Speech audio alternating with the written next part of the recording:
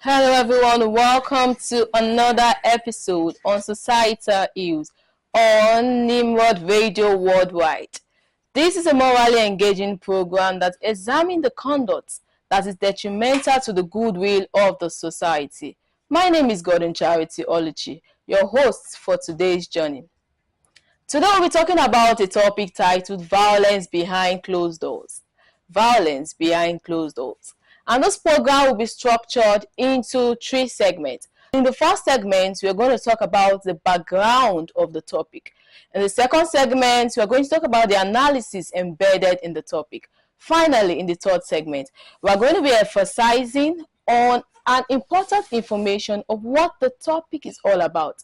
I want you to sit back, relax, and enjoy the rest of the program. From physical aggression to emotional abuse, violence is known to have affected the life of individuals, relationships, and community in Nigeria. That is why, as a single lady, it is important for you to be watchful before venturing into any relationship.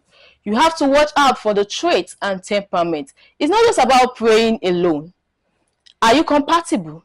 These are the questions you need to ask yourself as a lady or even a man. There was a case in Lagos where a man beat his wife for cooking dinner very late at night. Imagine that situation. This shows that the man must not have worked on his anger issue. That is why it is important as individuals for us to work on our anger, work on every areas of our life. Temperament, yes, work on your temperament as an individual. Now, it's not just limited to the men alone. Women also practice violence.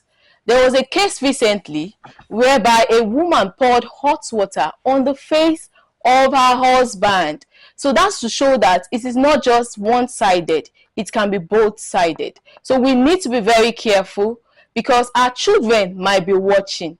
Imagine a scenario whereby a child watches his father beat his mother. How do you think that child will feel? That child can go out there and unleash such violence in other children. He or she can also, form gangs, peers, and start bullying other children in school. That is why it is essential as a parent for you to educate your child properly, and not just educate your child, encourage them and ensure that they are doing what is right. Nowadays, children don't even, they don't learn by what they hear alone. They learn by what they see. Now, moving on to the psychological affection. It can affect them psychologically, because imagine a child that has been into that situation, that been in the situation of violence, that must have gone through such atrocities. It can affect the child academically. There will be decrease in academic performance, and before you know it, the child won't be doing well in school. And you ask yourself, why is this child like this? Why is he not performing well in class? This is as a result of what he or she might have seen at home. Apart from that, other effects of violence could be physical harm or self-harm.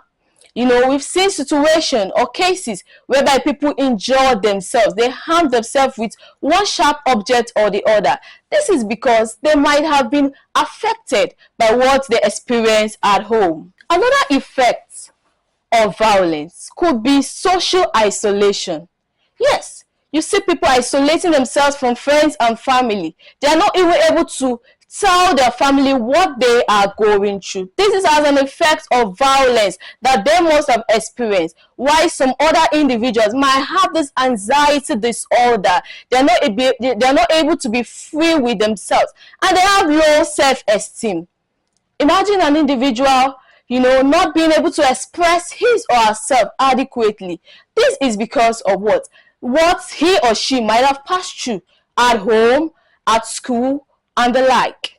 So you need to teach your children good behavior as a parent in order for them not to be affected mentally, because we've seen extreme cases whereby violence affects them mentally and it affects their health. So we need to be very careful. Now let's look at the signs of violence. What are the signs of violence? You know, as an individual, you can be asking that what are the signs that I am to note, you know, in my partner that might be affecting me as an individual. Now, we have different signs to show that your partner might be abusive. Your partner might have a trait of violence in him or her. And one of the signs you need to note for is physical abuse, whereby you yourself are not, you know, you can't express yourself freely with your partner because you are so scared that when I express myself or when I talk to my partner this way or that way, the next thing that is going to land on my face is a slap. So these are the signs of violence. Apart from hitting, slapping, we have the restraining, whereby your partner can restrain you from going out. I've seen a case whereby the lady was in this particular relationship and the partner restrained her, you know, from even talking to her families and friends. And he gave her this condition that, well, if you are going to go into this marriage, if you are going to go, you know, into this relationship, you're not going to go on social media. You're not going to have that phone with you. The way you chat with your friends, you're going to limit that. You know, these are the signs of violence, that this person might be abusive in future. So we need to note that. Apart from that, we have emotional abuse. You know, most individuals might not hit you, they might not slap you or choke you. But what they do is to call you names, to abuse you, you know, make you feel lesser of yourself. This is emotional abuse. Humiliate you publicly and look down on you. You know, there are some partners that they never see anything good in the lives of another individual. What they do is always criticize, criticize, criticize. These are what? Signs of violence. You know that you are in a relationship that can endanger your life. These are the signs of violence. So apart from that, we have excessive jealousy. Fine, we've seen a situation whereby jealousy might be good, because if a partner is not jealous in a relationship, then you know that that relationship must be what? Suspected. But when it's now excessive, you know, when there's now excessive possessiveness in that partner and the person is controlling you to the extent that you are not free to do whatever you want to do, even the little thing he or she is withholding you from doing that, just know that your partner has a sign or a trait of violence in him or her. Now, we also have the situation whereby a partner might use violence or punishment, you know, consistently blaming you. They are always right. You know, they are never wrong in every situation or everything, you know, you found yourself in. Those are the signs of violence. Now, we've talked about the signs of violence. We talk about the effects of violence. Now, how can we curb those vices in our society? Because if we do not curb these vices in our society, it will remain there and it will be detrimental to our lives and to the lives of our children. The first thing you need to do is to speak out. That is one of the first way or the first signs to curb violence in the society. Speak out to families. I'm sure we have organizations that are ready to help survivors out there. They're ready to support you as an individual. Your safety comes first. You must take care of yourself first, and the way to take care of yourself is to run away. Speak out. Run away from your perpetrator. And also seek medical attention, especially if you've been physically harmed. Don't hide it. Don't be ashamed to come out. You know, don't be ashamed to go to the doctors to make sure that you are psychologically and physically well. So these are the things you need to know as an individual. Now, I always tell the younger generation should be educated. You know, love is blind, but marriage is an eye-opener. Now that you know that love is blind, but marriage is an eye-opener, you need to be careful. You need to be watchful before venturing into that relationship. Yeah. When speaking out, after you're done speaking out, report to the authority. Ensure that you report to the authority. We have, you know, the proper people you could reach out to and tell them that this is what I'm passing through and I can't do it anymore. Remember, you don't have to die in silence. You don't have to be ashamed because you are the victim. You don't have to be ashamed of being bullied or being beaten in a relationship. Speak out and focus on healing. If possible, seek therapists. We have therapists that are out there that are ready to help you out in that situation. As you're rounding up on the program, I want you to know that if you have a trait of violence in you, there is solution. There is solution for you. Yes, you might be wondering, how can I come out from this situation? How can I live? How can I, how can I change as an individual? Yes, there is a solution. And the first thing you need to do is to seek professional help. Reach out to people that can help you. They are ready to listen. They are ready to help you out from that situation.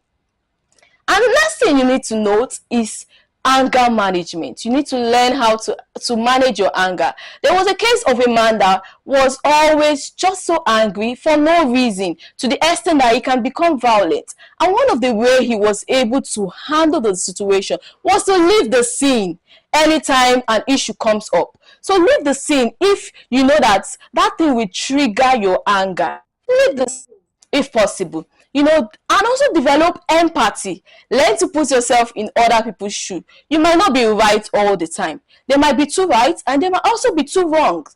So your opinion should not be all that matters. Try to learn from others. Try to understand their perspective. What are they saying about this situation? Oh, how can I learn from this? These are ways, to cure any anger that is within you.